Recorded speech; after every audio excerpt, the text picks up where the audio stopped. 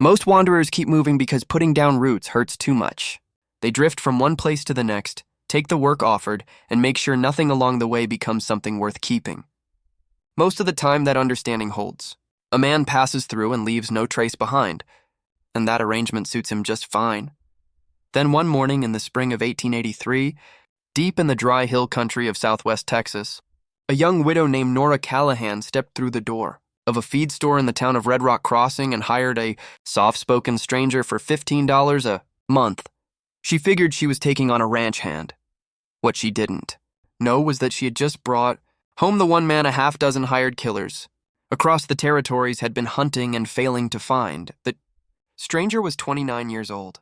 He had dark, measured eyes and a jaw that looked like something quarried from stone and left to weather under an open sky. His name was Cole Danner. That name meant nothing to Nora Callahan the morning she shook his hand. It meant considerably more to the men already riding toward her land. Before we go back to that morning, let me tell you one thing.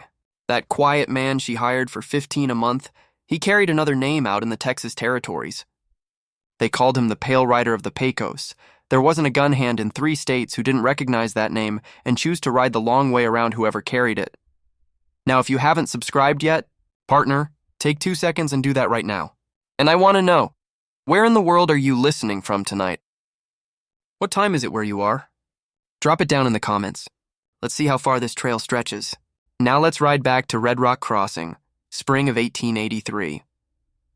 The Cedar Hills were greening up slow after a hard, dry winter, and the April air still carried a bite that reminded you the cold wasn't through with you yet.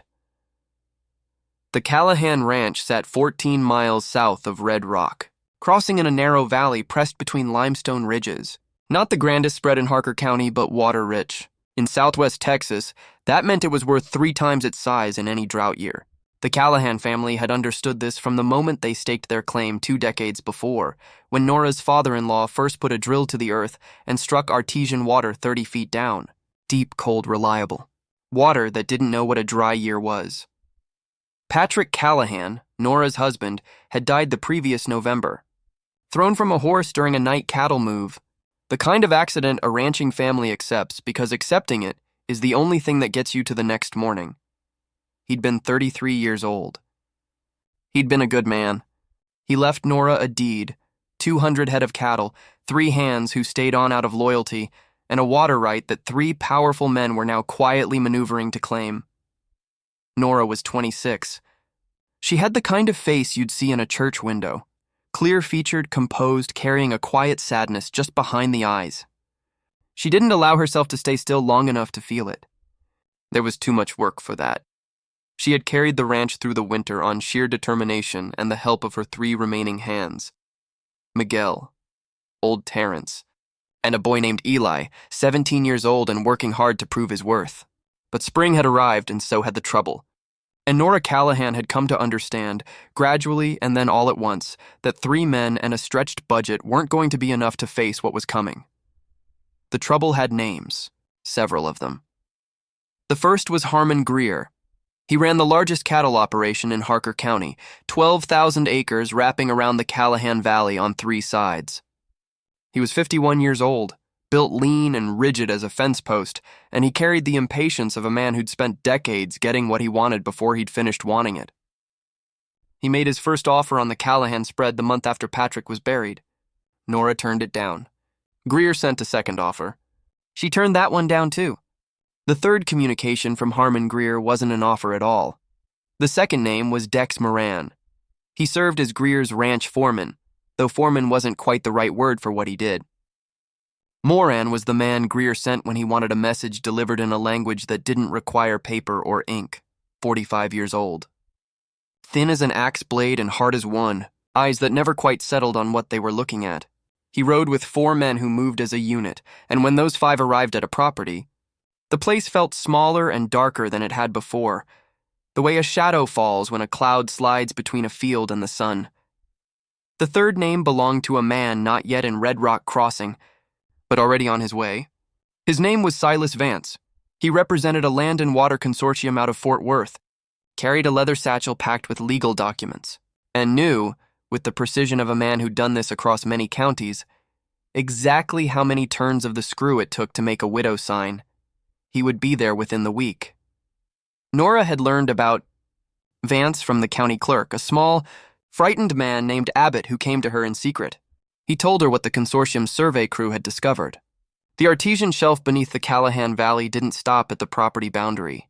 It ran north, wide and deep, and it served as the primary recharge source for every well on Greer's land. The water right attached to Nora's deed wasn't simply a water right for her valley. In the legal framework Vance's lawyers were carefully constructing, it represented a claim that effectively controlled the water supply for most of Harker County. Patrick had known this. He'd spoken of it the way he spoke of most things that mattered, quietly, with the gravity of a man who understood that some burdens are responsibilities rather than advantages.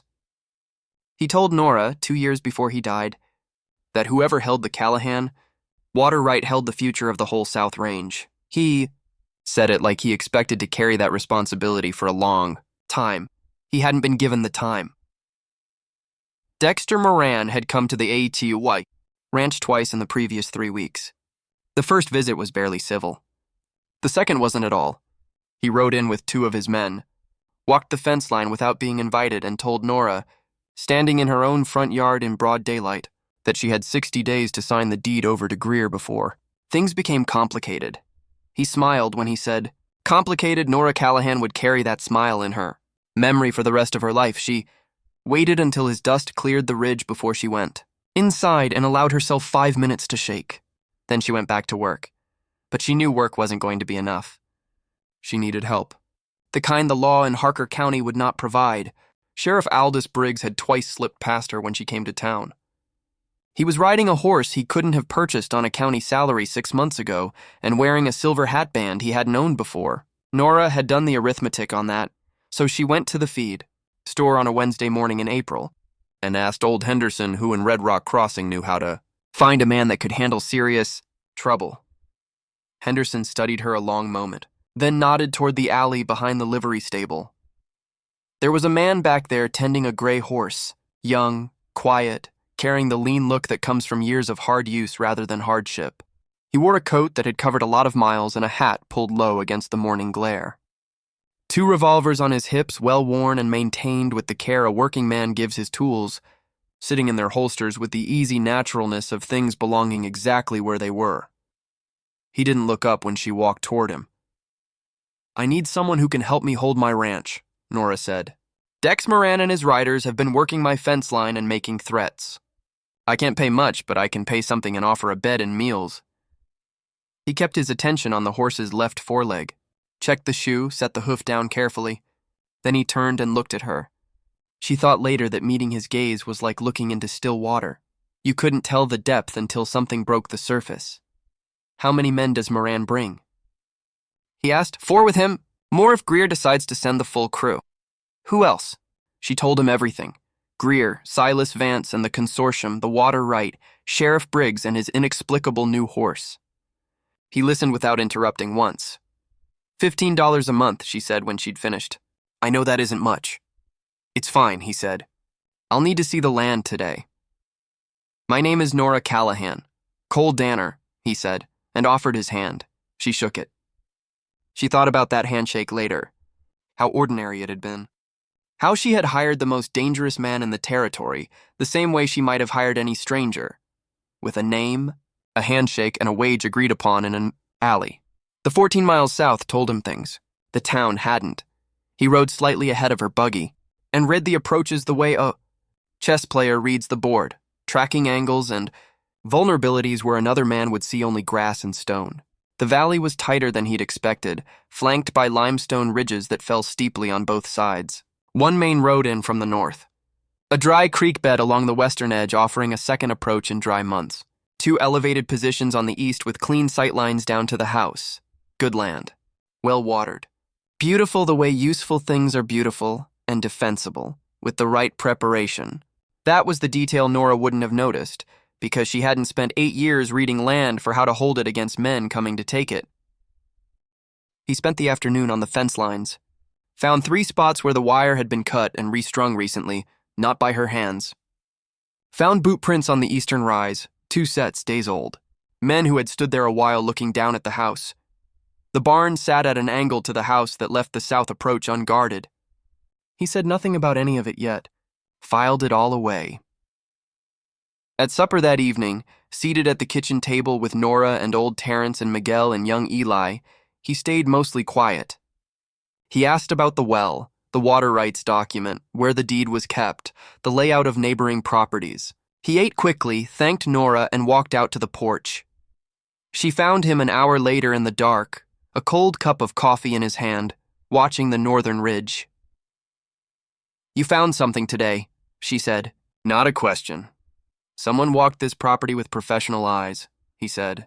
Not Moran's style. Vance's survey crew, most likely, but they were looking at more than boundary lines. She sat in the other chair. What were they looking at? The approaches, where a man could stand and observe without being seen.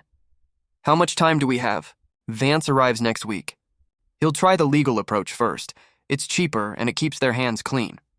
When that fails, and it will fail, Greer gives Moran a longer leash. He paused. 3 weeks. Maybe 4? And what do we do with 3 weeks? We make this valley the last place on earth they want to be, he said. He said it the way you'd say weather was turning. Quiet, certain, as if the outcome were already settled and the world just hadn't been informed yet. He rode back to Red Rock Crossing alone the next morning, spending the day gathering what a kitchen table couldn't tell you. Greer's reputation was thick and old as river sediment. Everyone in town knew it. Nobody challenged it. 20 years in Harker County, expanding his holdings in ways the polite folks called smart business, and the honest ones called something considerably less flattering. 2 prior landowners had sold under circumstances similar to Nora's. One had relocated to San Antonio.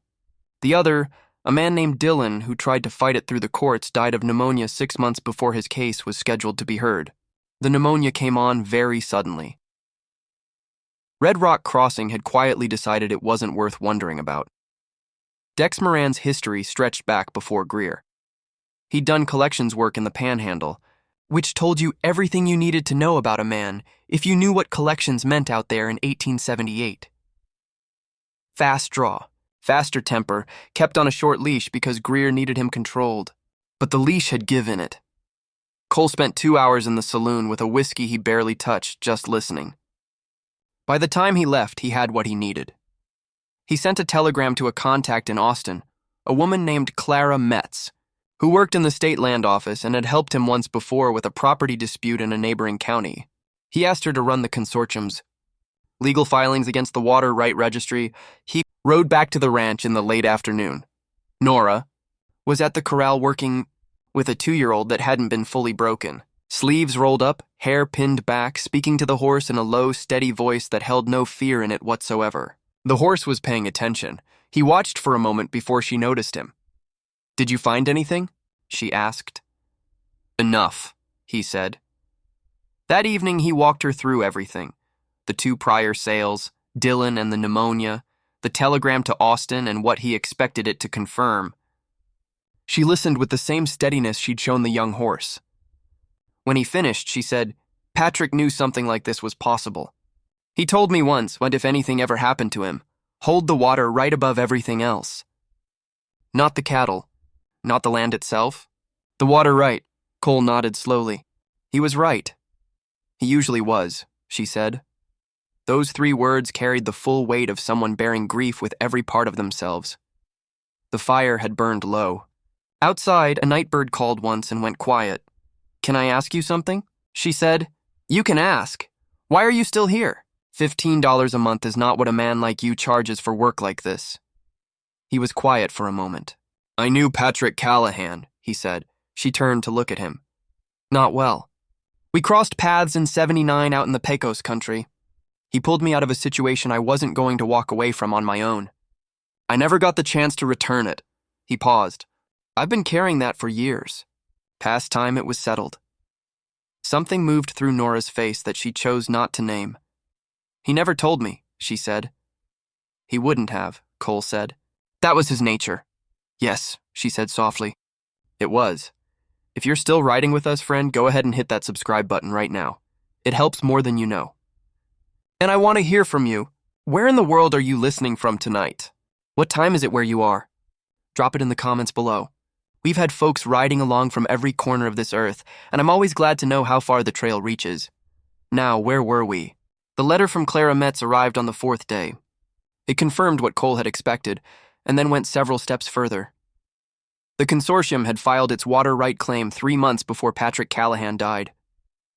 The claim was technically valid, but it had been built entirely on the assumption that the Callahan deed would be vacated, sold, or abandoned. There was a second document in the packet, a survey amendment filed 6 weeks after Patrick's death, reclassifying a portion of the valley water as communal rather than private, filed without Nora's knowledge. If that amendment held up, it voided the Callahan water right entirely. It had been submitted by a county surveyor named Thomas Wick. Cole found him the following morning at his office. A thin, nervous man with ink-stained fingers who took one look at Cole's face and the revolvers on his hips and started talking before he'd been asked a single question. Wick had been paid $300 to file the amendment. He'd been told it was a correction of an earlier clerical error. He hadn't asked many questions. He'd been trying not to think about it ever since. Cole looked at him. "Write a sworn statement," he said. "Everything you just told me, exactly as you said it. Sign it." Wick's hands were shaking. "Greer will never see it," Cole said. Not loud, not hard. The tone of a man confirming something already settled. Wick wrote the statement. Cole folded it together with Clara's letter, tucked both into his coat pocket, and rode back to the valley. That evening at the fence line, with the sun burning orange over the limestone ridges, he showed Nora the documents. He watched her read. Her face stayed composed, but her grip on the paper tightened, the same grip she'd had that first morning in Red Rock Crossing.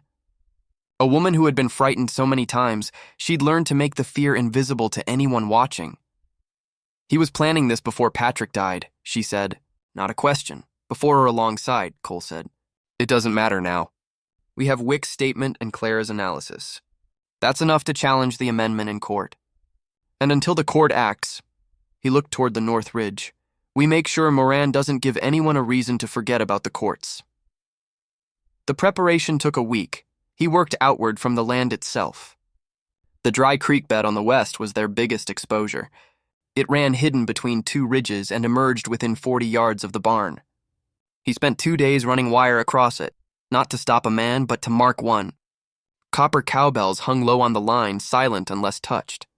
Eli helped him string a second line 30 yards back. He repositioned hay bales in the barn loft so Terrence, who had a steady rifle hand, could cover the south approach. He sent Miguel to the eastern rise at night with a signal lantern that could be aimed back toward the house. Then he spent an evening walking Nora through each piece of it, what they had, where it was, and what to do when the moment came. After that, he spent an evening teaching her to shoot. Not the revolvers. That kind of accuracy takes time they didn't have. He used the Winchester above the kitchen door, a rifle Patrick had kept in excellent condition. She already understood the basics. He taught her the rest. Where to stand, how to think before pulling the trigger, what to do with her breathing. He had her shoot at a fence post on the north line until she was hitting it 7 times out of 10. Afterward, he told her, "If it comes to it, fire at the ground 10 feet in front of the first man through the gate. Not to hit him, to make him stop and look at what's already waiting." She listened. She practiced. Young Eli watched from the fence with the expression of a 17-year-old trying to work out where courage originates and whether he had any of it in reserve. Cole pulled him aside one afternoon. "You're doing fine," he said. "I'm scared," Eli said. "Good. Scared men stay alert. Overconfident men get themselves killed. Stay alert and you'll be fine." Eli turned that over in his mind for a day and a half. Then he went and asked Terrence to show him how to reload the barn rifle faster. Silas Vance arrived in Red Rock Crossing on a Wednesday, exactly when expected. Tall man in a gray coat, leather satchel under his arm, the manner of someone who worked in figures and considered it professional not to make things personal. He took a room at the hotel and sent a messenger to the ranch with a formal letter requesting a meeting regarding a mutually beneficial arrangement. Cole read the letter at the kitchen table. "Don't go to him," he said.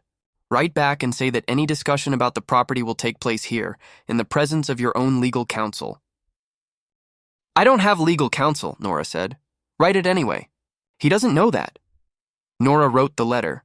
"Vance didn't come to the ranch. But 2 days later, Dex Moran did. He came alone, which was unusual, and he came at mid-morning, which wasn't subtle. Rode in easy, hat tilted back, coat hanging open so both hands were plainly visible. Stopped at the gate and called out a greeting the way a man does when he wants witnesses to see he arrived with his hands clean. Cole came out of the barn.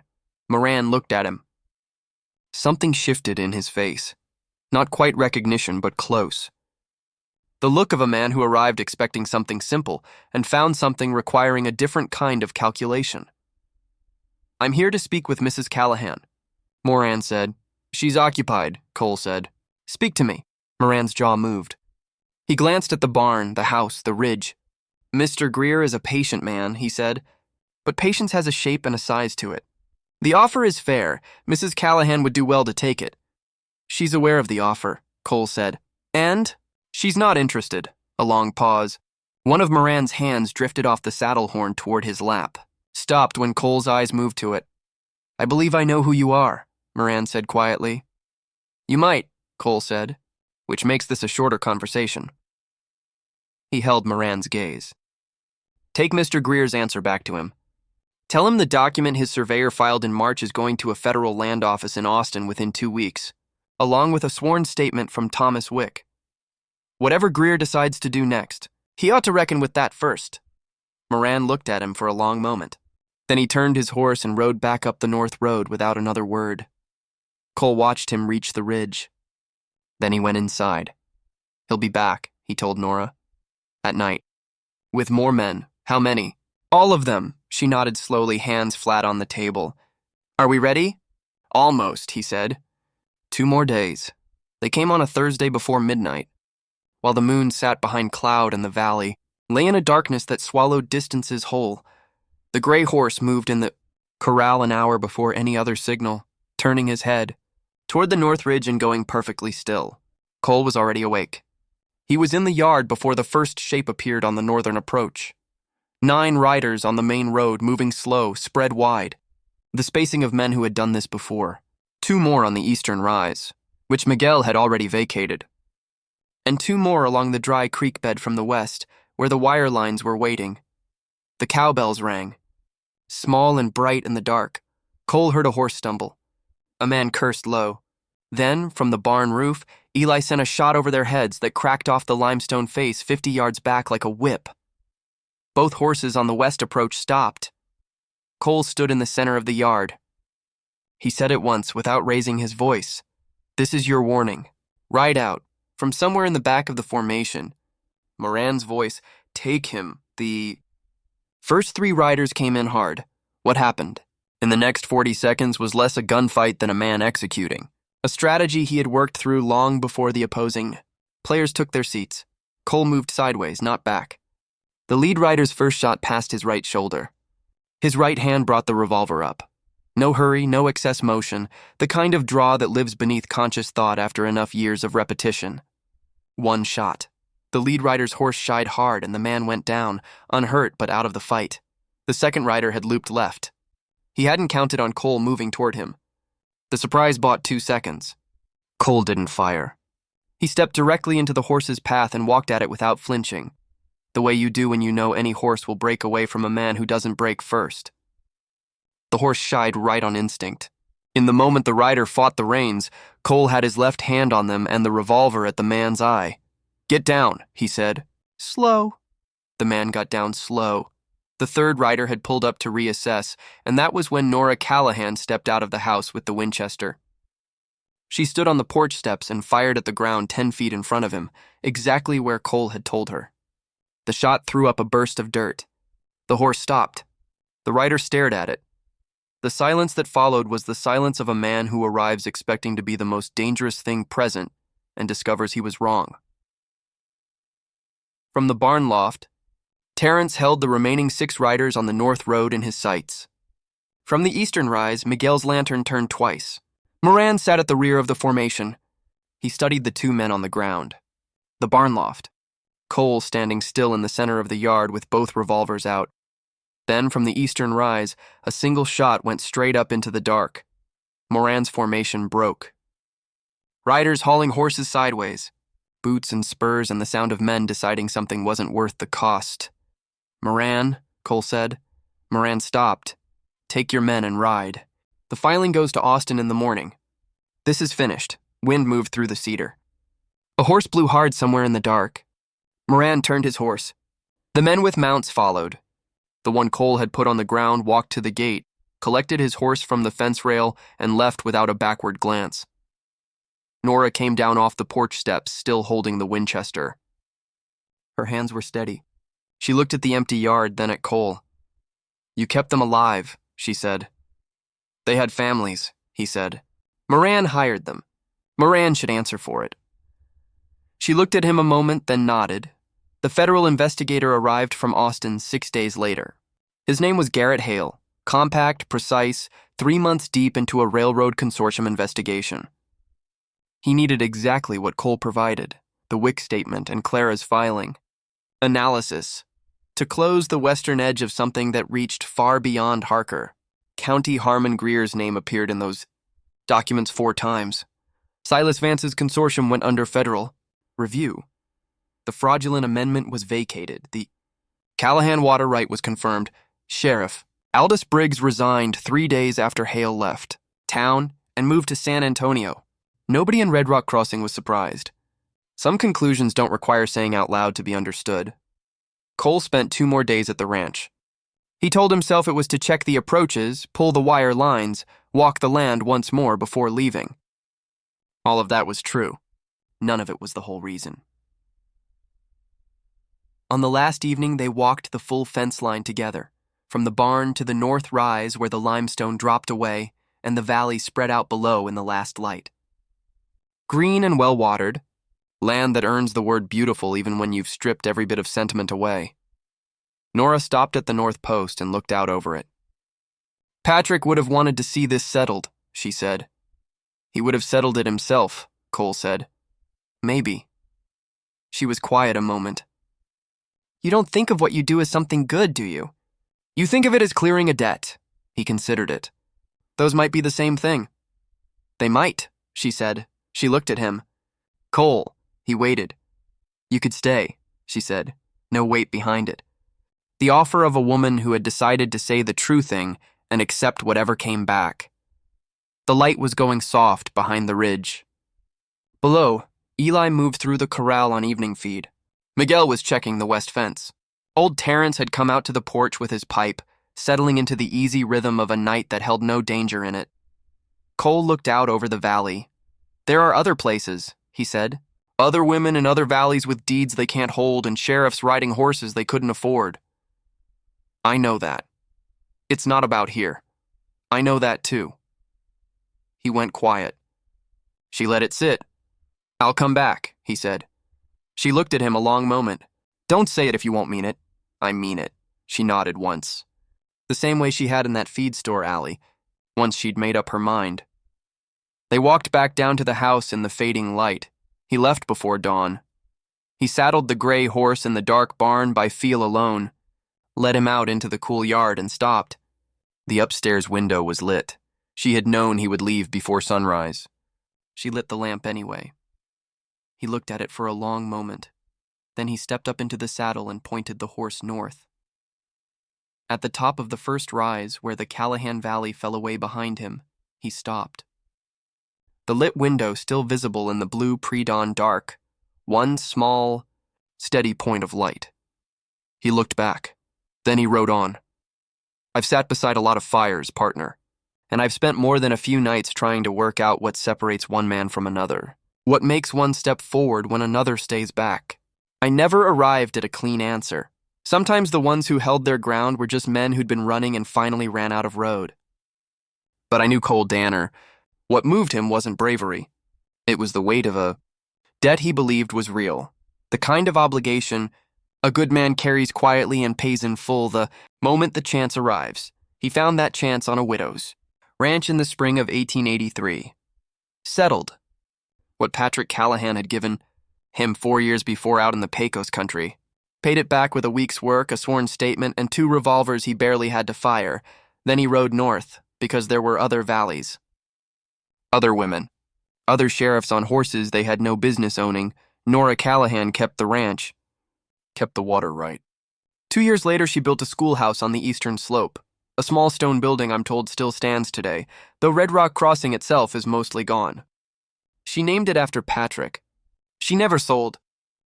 Whether Cole Danner came back the way he said he would, I'm old, and the years have a way of blurring things at the edges. But I know this, a lit window in the dark is its own kind of promise. And some debts, once paid, have a way of growing into something larger than they started as. Maybe he came back. This old man by his fire likes to think so. Keep your powder dry, partner, and your soul honest. That's the Callahan story. If it rode with you tonight, leave it a like before you go. Subscribe if you haven't yet, and drop your corner of the world in the comments below. Tell me what time it is where you are tonight. Until our trails cross again.